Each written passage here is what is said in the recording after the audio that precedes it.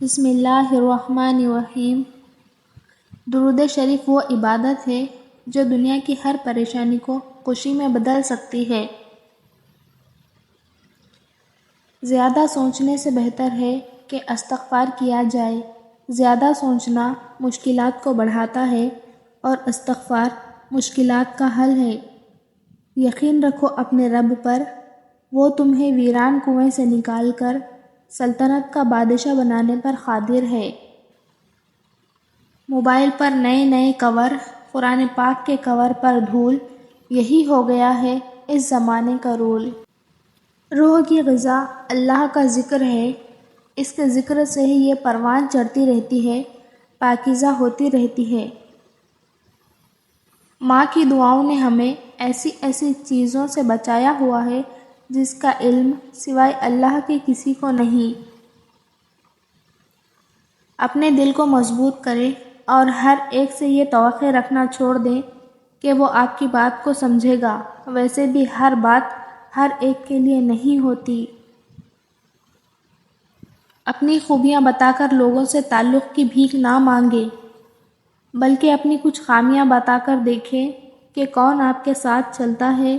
سچا رشتہ وہی ہوتا ہے جو آپ کو آپ کی خامیوں سمیت قبول کرے۔ ہر حال میں اللہ کا شکر ادا کیا کرو۔ اللہ کا ہم پر یہ احسان کم ہے کہ اس نے ہمیں ایک مسلمان کے گھر اور حضرت محمد مصطفیٰ صلی اللہ علیہ وسلم کی امت میں پیدا کیا۔ شکر الحمدللہ۔ زندگی بدلنے کے لیے وقت اور موسم حالات سے لڑنا پڑتا ہے اور آسان کرنے کے لیے وقت کو سمجھنا پڑتا ہے۔ وقت آپ کا ہے، چاہے تو سونا بنا لو، چاہے تو سونے میں گزار دو۔ سدا وقت ایک سا نہیں رہتا۔ اگر آج آپ اللہ کی آزمائش میں مبتلا ہیں تو یقیناً آپ پر اللہ کا کرم بھی تو ہوگا۔ ہر انسان کی ایک اصلیت ہوتی ہے جو تنہائی میں اور اپنے سے کمزور کے ساتھ معاملہ کرتے ہوئے ظاہر ہوتی ہے۔ موت اگر آسانی کی چاہتے ہو تو پھر دین کی خدمت میں لگ جاؤ۔ صرف زبان سے الحمدللہ کہنا کافی نہیں ہوتا، اصل اظہار تو رویے سے ہوتا ہے۔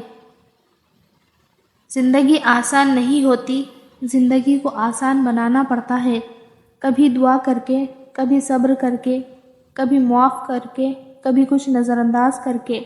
بہترین وقت وہ ہے جس میں بدترین لوگ سامنے آ جائیں۔ اگر تم معاف کر دو تو یہ تقوی سے زیادہ قریب ہے۔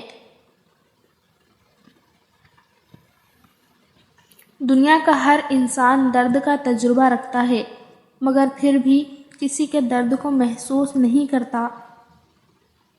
خوبصورت عمل انسان کی شخصیت بدل دیتا ہے اور خوبصورت اخلاق انسان کی زندگی بدل دیتا ہے۔